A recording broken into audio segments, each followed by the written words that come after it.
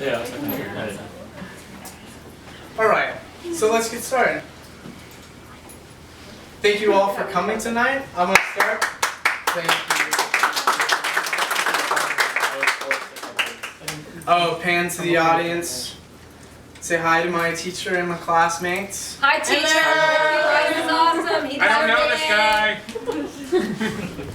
Thank you all for coming tonight. I'm going to start by passing around a piece of art that I made when I was in elementary school.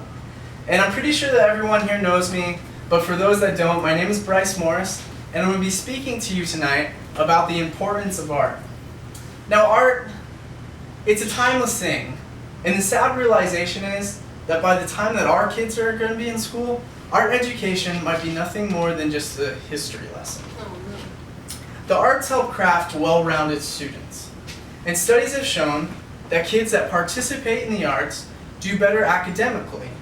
So why then, when schools are faced with budget cuts, are the arts the first to go? I'm also going to show you how the arts can affect the behavior, mental health, and physical health of students. Like I said, the arts help craft well-rounded human beings, or students. Bryce, what are you trying to say? That these kids are fat? No, what I'm saying is that these students are fully developed, well-balanced young men and women. According to Elena Aguilar, a transformation leadership coach, you can teach anything through music and lyrics.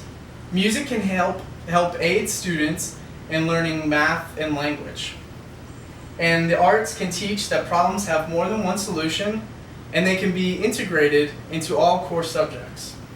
How many of you ever have found yourself going A, B, C, D, E, F, G when you're trying to look something up in alphabetical order? Yeah, I know I have, and it may seem silly at times, but it's how I learned it, and it's how I continue to remember it. I learned most of my basic cognitive development from a singing, dancing purple dinosaur named Barney. Here's a question. Did you know that the famous artist Leonardo da Vinci was also a scientist and an inventor? Students can look at da Vinci's artwork and see the shapes and the angles that he used to create the artwork. And that's just basic geometry. Here's another question.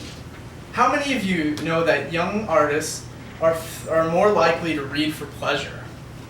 A study done by the Americans for the Arts has shown that students who participate in arts for 3 hours a day, 3 times a week, for 1 year, are more likely to enter into a math or a science fair. And these same students are 4 times more likely to win an award for academic achievement. And these same students are 3 times more likely to win an award for attendance. Studies have shown that at-risk students do better academically when they're involved in the arts.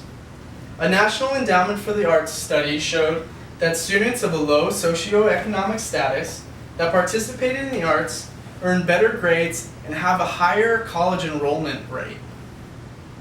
When these 8th grade SES students were asked, 74% of those students said that they planned to attend college and earn a bachelor's degree, versus the 43% of the low SES students that didn't participate in the arts. 15% of these kids planned on enrolling in highly selective 4-year universities. These young adults with art backgrounds have higher career goals.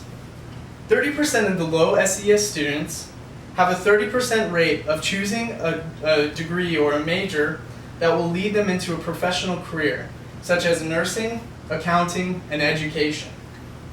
In a study conducted by the College Board, which is the U.S. Association of Schools and Colleges, students that took 4 years of art score 85% higher on tests, on average, than the kids that only took half of a year.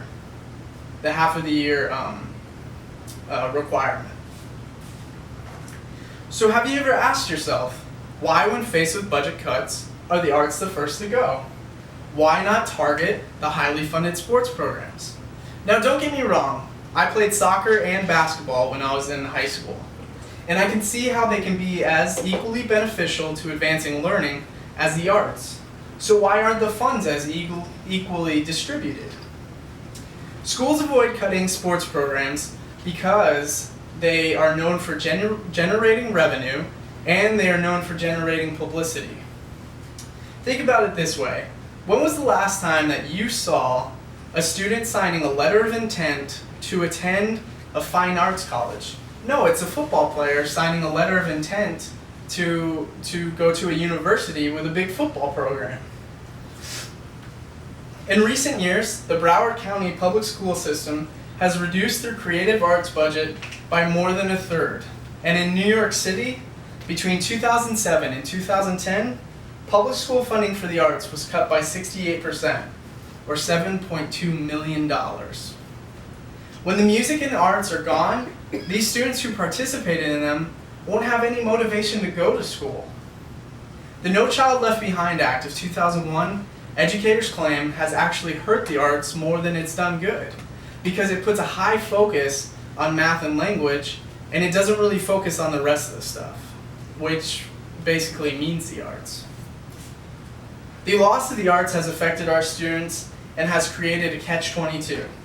Cornell University's Dr. Richard Kogan states that studies have shown when arts programs are eliminated, there is an increased use of mental services. Basically what you've done is rob Peter to pay Paul. Dr. Kogan also points out the behavior and emotional problems following the loss of arts programs has an incalculable impact on mental health. It is important that we do everything possible to help to help children reach their highest potential. Creative and physical outlets help to contribute to social and emotional growth, healthy brain development, and healthy bodies. Giving children a creative outlet is very therapeutic. Even philosophers and psychologists such as Plato, Piaget, and Frederick Froebel understood and recognized the importance of creativity and healthy child development. So like I said, and like I'm going to continue to say, the arts help craft well-rounded students. And studies have shown that students who participate in the arts do better academically. And one of the problems that's facing our culture today is when schools are faced with budget cuts, the arts are the first to go. And now we have seen how this can affect our students. So, this is why we should become involved in the process of keeping the arts in the school. Join me as we come together to stem this destructive tide.